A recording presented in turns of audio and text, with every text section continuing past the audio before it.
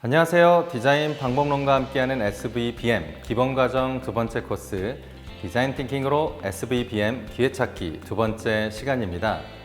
지난 시간에는 디자인 띵킹 4단계 중 두 번째 디파인의 방법론을 살펴보았습니다. 이번 시간에는 방법론에 대한 이해를 바탕으로 SAP 기업의 사례를 함께 확인해 볼 시간입니다.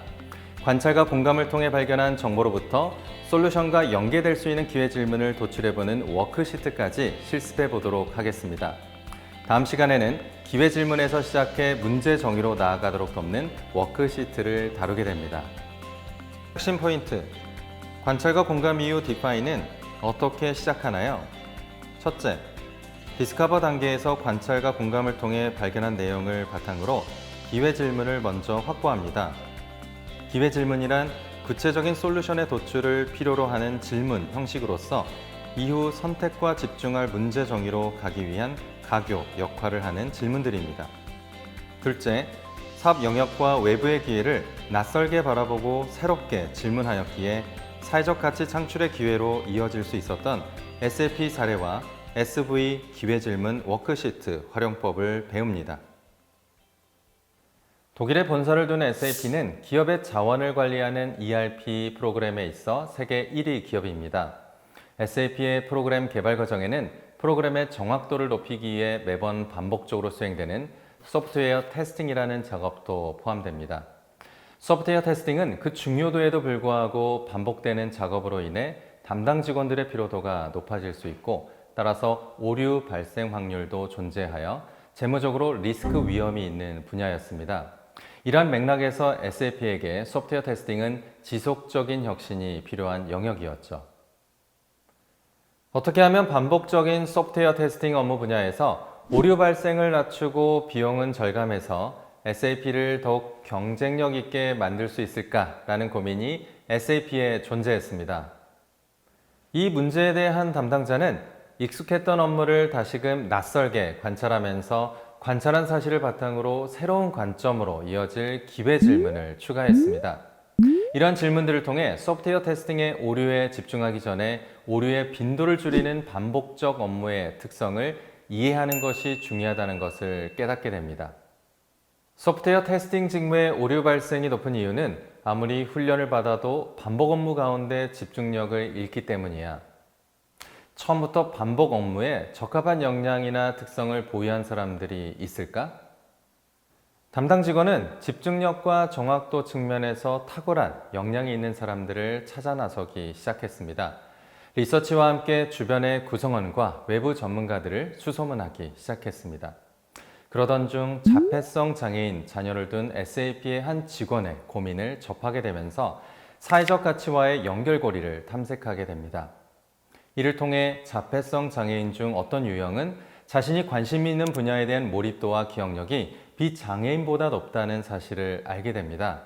또한 단순 반복 행동도 지루하게 느끼지 않고 일종의 게임으로 인식해 오랫동안 흥미를 유지하며 집중할 수 있다는 점도 발견하게 됩니다. 이러한 발견에 이르자 앞서 소프트웨어 테스팅 업무의 혁신에 대한 기회 질문은 다음과 같은 보다 구체적인 문제 정의로 이어졌습니다. 자폐성 장애인도 적절한 훈련을 이수한다면 집중력의 강점을 활용해 소프트웨어 테스팅 직무를 비장애인보다도 더 잘할 수 있지 않을까? 이후 SAP는 자폐성 장애인을 위한 소프트웨어 테스팅 직무를 전략적으로 육성하였고 2015년 Autism at Work라는 공식 이니셔티브를 시작했습니다. 지금까지 미국, 영국, 캐나다 등에서 성공적으로 안착된 이 프로그램은 궁극적으로 전 세계 SAP 직원의 1%를 자폐성 장애인으로 채용하는 목적을 달성하기 위해 노력하고 있습니다. 반복된 업무 오류를 통한 담당자의 페인 포인트가 해소되었을 뿐 아니라 동일 시간과 비용 대비 생산성도 증가했습니다. 또한 반복 업무의 강점을 보이는 자폐성 장애인들의 근속률이 높아 인력 변동에 따른 HR 비용도 절감될 수 있었습니다.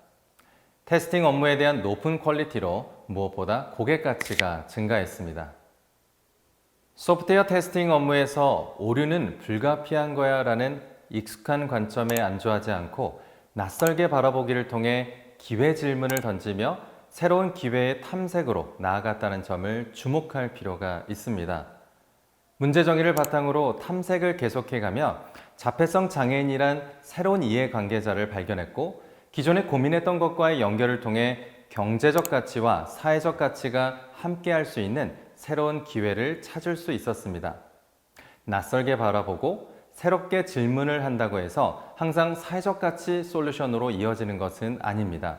하지만 이러한 접근은 다른 방법론에 비해 경제적 가치이든 사회적 가치이든 상관없이 새로운 솔루션을 발견할 확률을 높일 수 있습니다. 따라서 학습자 여러분들이 낯설게 바라보기 문제 정의 방법을 활용하면 더욱 다양한 새로운 솔루션을 찾아낼 가능성을 가지게 됩니다. 거기에 더해 우리는 의도적으로 사회적 가치 솔루션의 방향으로 탐색을 시도해 볼 수 있습니다. 이 경우 사회적 가치 솔루션으로 이어질 가능성은 더욱 높아질 수 있습니다. SV 기회질문 워크시트를 통해 디스커버 단계 관찰과 공감의 결과물에서 디파인 단계 문제 정의에 이르는 기회질문을 도출해 볼 수 있습니다. 이 워크시트를 작성하기 전에 준비할 것은 지난번에 다룬 SV 관찰 공감 워크시트 내용입니다. 각자가 관찰하고 공감한 것을 팀 단위에서 나누며 개인 수준의 결과물을 집단 수준의 결과물로 다듬을 필요가 있습니다. SV 기회질문 워크시트는 두 가지 단계로 구성되어 있는데 각 단계를 살펴보겠습니다. 워크시트 작성 가이드, 관찰과 공감 내용으로부터 이슈 재구성하기. 첫째, 각자가 작성한 SV 관찰 공감 워크시트를 바탕으로 다음의 기준에 맞추어 관찰한 중요한 내용을 하나의 주제당 하나의 포스트잇에 옮겨 적습니다. 내가 생각했던 것과 동일하게 밝혀진 것, 내가 생각했던 것과는 다르게 밝혀진 것, 공감 대상자의 감정과 행동에 영향을 준 요소, 기타 미묘하고 흥미로운 사실 등. 둘째, 팀 내에서 서로 작성한 내용을 공유하는 가운데 모아진 전체 포스트잇을 연상되는 주제나 테마에 따라 유사한 정보끼리 분류합니다. 이러한 분류는 정해진 정답이 없기에 팀 내에서 토론을 통해 도출하며 다양한 분류를 시도해 보는 것이 좋습니다. 셋째, 분류가 마무리된 후에는 각 분류를 대표하는 주제, 키워드를 부여합니다.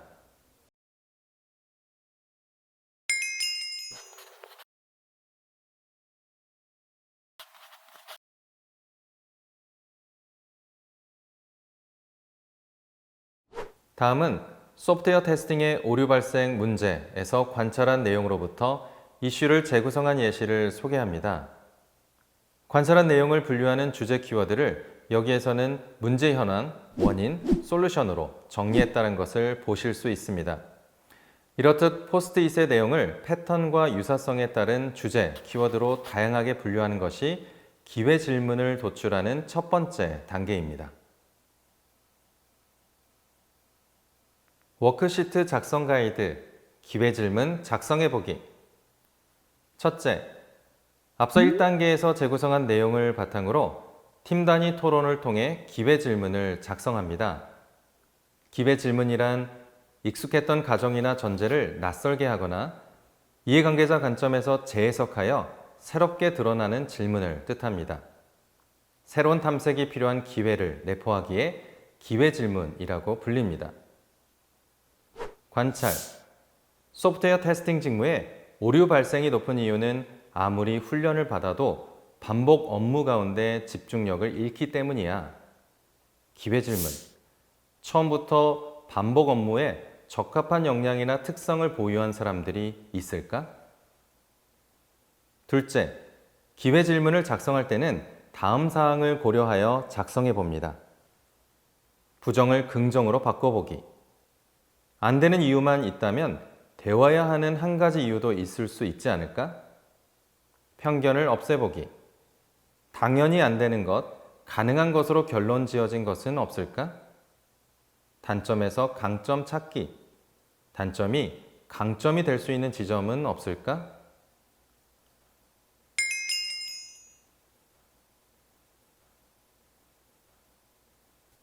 다음은 앞서의 소프트웨어 테스팅 이슈 재구성이 기회 질문으로 발전한 예시입니다. SAP 사례와 같이 소프트웨어 테스팅에 대한 기회 질문은 자폐성 장애인의 특성에 대한 흥미로운 이해와 관찰과 연결되었고, 이를 통해 또 다른 기회 질문이 만들어졌습니다. 이 기회 질문은 결국 SAP가 자폐성 장애인을 고용하여 소프트웨어 테스팅을 더욱 고도화한 SVBM의 사례로 발전할 수 있었습니다. SV 기회 질문 워크시트 접해보시니 어떤가요? 관찰 내용으로부터 본격적인 아이디어를 뽑아내기 직전의 기회 질문을 생각해보는 계기가 되지 않으셨나요? 다음 시간에는 이러한 기회 질문들로부터 보다 정교한 문제 정의로 좁혀가는 과정을 실습해 보도록 하겠습니다. 오늘도 수고하셨습니다. 다음 시간에 뵙겠습니다.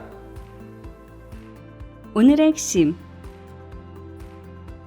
문제 정의의 첫 시작은 관찰하고 공감한 정보를 정리하고 기회 질문을 던지며 새로운 관점으로 문제를 바라보는 과정입니다. 팀과 함께 기회 질문을 찾아보면서 새롭게 탐색해야 할 주제를 찾아볼 수 있습니다. 이때에는 다시 디스커버 단계로 돌아가 관찰과 공감을 수행해 봅니다. 기회 질문에서는 기존에 가지고 있던 편견에 의문을 가지거나 이해관계자 관점에서 새롭게 해석하는 질문이 포함됩니다. 워크시트를 활용해 볼까요? 관찰하고 공감한 내용에 대해 팀원들과 시간을 정해놓고 가능한 많이 적어봅니다. 게임처럼 50개 챌린지, 100개 챌린지와 같이 제한 시간 안에 양적으로 개수를 채우는 방식도 해보실 수 있습니다.